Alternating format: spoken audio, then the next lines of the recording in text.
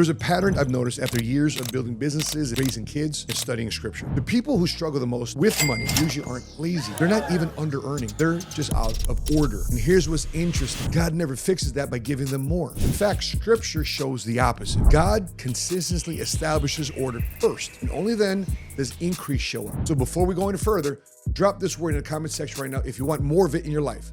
Drop control, not for me, but for you. Mark the moment and stay with me.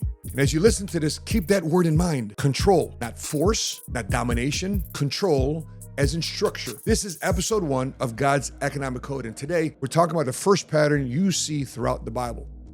Order always comes before increase, because increase doesn't fix chaos. It actually amplifies it and worsens it. My son's been taking karate since he was 4 years old. In every single class, it starts the same way. They begin with the chant. Before they even teach him a word to go over a kata, before they even give him a belt, before they even test him, they establish order. In the mind, bonds in the heart, strength in the body, respect for myself and others. Yes, sir. Now, to him, that chant is subconscious.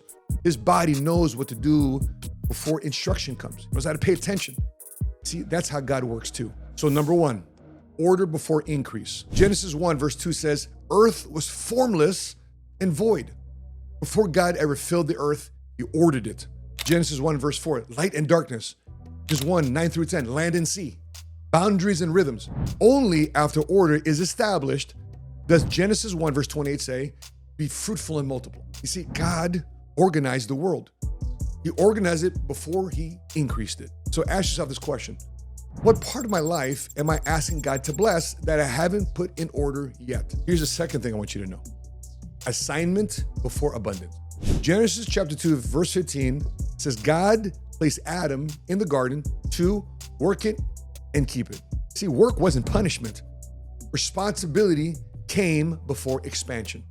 Provision without responsibility, it's entitlement. Ask yourself this question. Am I treating responsibility as preparation? Am I treating it as a burden? And here's a third thing, broken sequencing. Every week in our workshops, we do them 3 times a week. I ask a question to people that are there for the very first time, looking at financial literacy, they're interested in what we're doing or want to potentially become a client of ours. I ask them a question, what do you want? I feel like nobody, right? What do you want? Now, I'll hear things like, I want to build a community center. Sounds noble, sounds meaningful. I want to build a nonprofit. Awesome.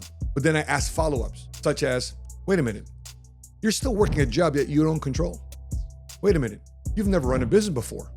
Wait a minute, you've never raised capital before. Wait a minute, you don't understand cash flow or governance. Now, the desire isn't wrong. The only problem is the order is off. Then I ask this question, how much money would you need monthly to never work for someone else ever again? And you know what I hear? I need $1 million a month. Now, that's pretty interesting coming from someone who's never made $50,000 a year. Because here's the thing, if $1 million a month showed up tomorrow, it wouldn't be a blessing. It would be an absolute burden. Why? Because you didn't rise to the level of your desire. You fall always to the level of your order. Ask yourself this question. Is my dream ahead of my discipline? Because if this is hitting close to home, comment this one word, order, in the comment section below. Let me put that there too as well. I've had to do that many times. Fourth thing I want you to know, ability before assignment. I love this portion. Jesus says in Matthew 25, verse 15, that the master gave talents to each of his servants according to his ability. Not the master's ability, the servant's ability.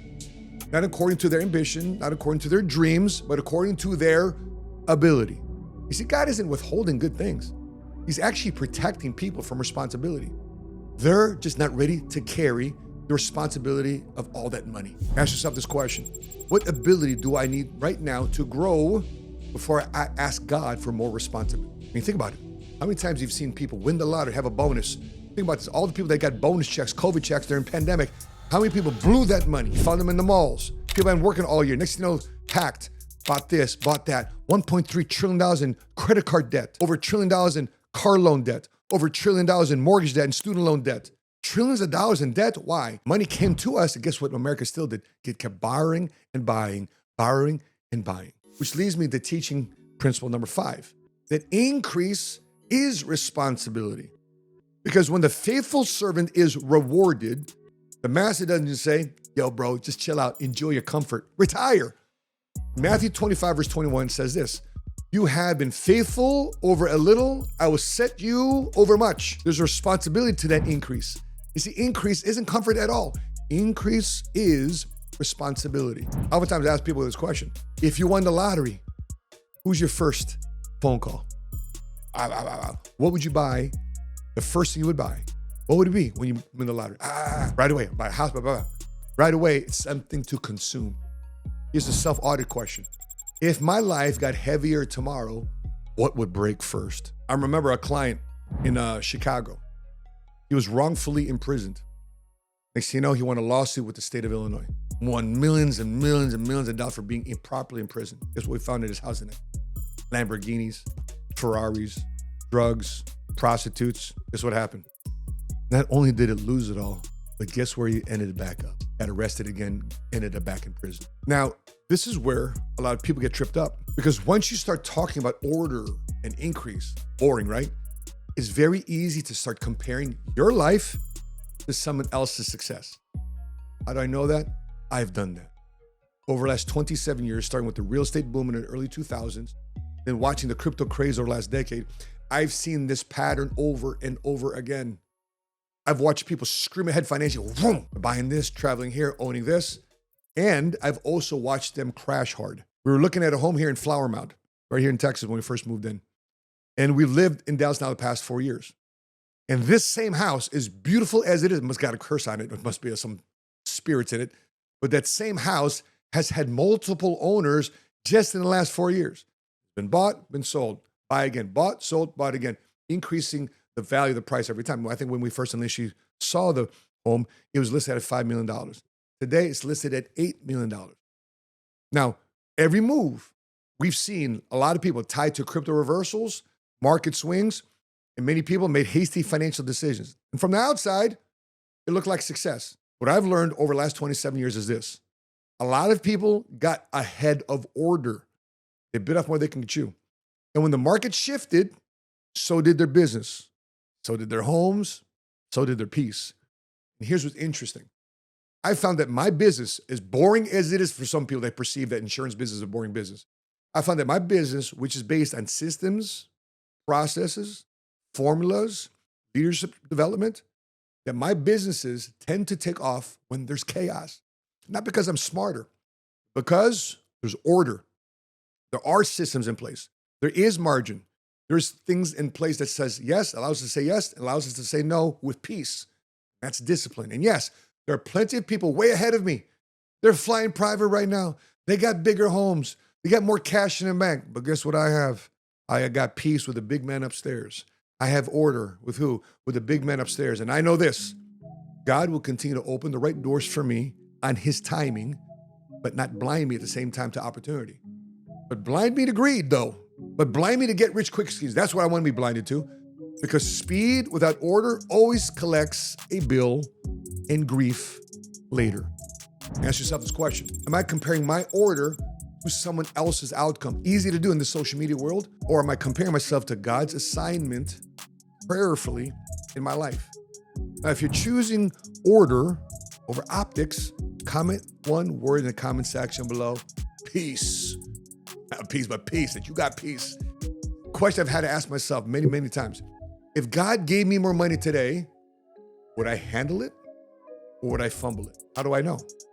I don't look at what I want. I look at how I'm handling what I currently already have. Because more doesn't change who you are. It exposes it. Now, before I let you go, I want to repeat this one more time with you. It's so important. If God gave you more money today, would I handle it or would I fumble it? If you're committing to getting your life in order or asking God for more, comment ready. That's not for me. That's for you. As my son says in karate class, focus your mind, focus your eyes, focus your ears, focus your body. Order first, then instruction, then increase. In the next episode, we're going to talk about why increase isn't delayed. It's measured. God expands based on this thing called capacity. Not desire, not intention, but capacity. you ever wondered why things kept stopping just short of a breakthrough, and that happened to me many, many, many times, episode 2 will help you bring that clarity to your capacity. That being said, I'm your Money Smart Guy from Dallas, Texas. Please put your biggest takeaway in the comment section below. If you haven't done so yet, smash that like button, smash that subscribe button. Come back next week for more Keep the Keys series and Faith and Finance and more of God's economic code here on the 7 Figure Squad YouTube channel. In Dallas, Texas, I'm your Money Smart Guy, and until we meet again, continue to live smart, continue to love smart, and be money smart today.